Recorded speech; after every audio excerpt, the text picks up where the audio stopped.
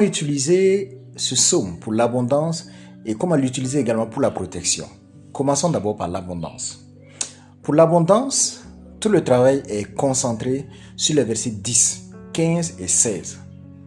Alors, en lisant le verset 10, que ce soit l'abondance ou la protection, vous lirez chacun des versets 7 fois. D'accord? Alors, vous lirez d'abord le verset 10 7 fois, puis le verset 15 7 fois, le verset 16 7 fois. Du psaume 72. Alors, après avoir lu le verset 10 7 fois, vous concentrez ou vous visualisez l'entité qu'on appelle Tarsis, le roi Tarsis, qui vient vers vous et qui vous connecte à Séba et à Saba et qui vous envoie l'or depuis les régions lointaines en fait du spirituel vers vous. Est-ce que vous voyez un peu? Et après maintenant, en lisant le verset 15 cette fois-ci, vous allez vous connecter à Séba, c'est-à-dire le fruit, l'abondance qui couronne le fruit de vos efforts. Et comme c'est ainsi, en l'ayant lu 7 fois, vous visualisez que tous les efforts que vous avez effectués, tout ce que vous avez fourni comme effort est rémunéré, est béni et est condamné au succès par la volonté de Dieu. Et en lisant le verset 16 cette fois-ci, vous visualisez que l'abondance naturelle, la grâce se réveille en vous et qu'elle amène les bénédictions de votre famille, les bénédictions de votre sang en vous et dans tout ce que vous faites. Donc vous obtenez par cela la grâce naturelle de l'abondance. Le même psaume pour la délivrance, pour le désenvoûtement. Ici, le même psaume sera utilisé dans les versets 4, 12 et 14. Comme je l'ai déjà dit, tous les versets seront récités 7 fois. En lisant le verset 4 7 fois, vous visualisez en fait la lumière divine qui descend sur la source de votre problème. Vous ne pouvez ne même pas connaître la source de votre problème, ce n'est pas grave.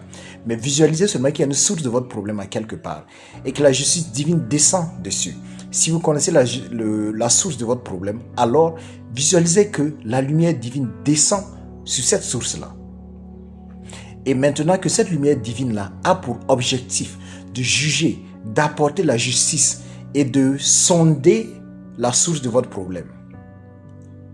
En lisant maintenant le verset 12, cette fois-ci, vous visualisez que votre cri monte dans le ciel, dans le spirituel et est reçu par Dieu. Et que Dieu envoie sa main sur vous, envoie son secours sur vous et envoie la délivrance immédiate sur vous. Automatiquement, vous êtes secouru par Dieu. En lisant maintenant le verset 14 cette fois-ci, vous visualisez que les chaînes qui vous liaient à l'oppression sont brisées. Les chaînes qui vous liaient à l'envoûtement sont brisées. Les chaînes qui vous liaient en fait à la source de votre problème sont brisées. Les chaînes qui vous liaient en fait au problème, au manque d'abondance, les chaînes qui vous liaient aux problèmes familiaux, aux problèmes de votre sang sont brisées.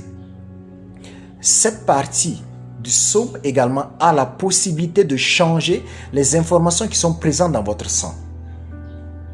Votre sang aura du prix aux yeux de Dieu. Et c'est ce que ce psaume-là dit. Et son sang aura du prix. Et ce psaume, et cette partie du psaume vous permet en fait de changer la donne de votre sang pour imposer la justice et le respect à l'intérieur de votre sang.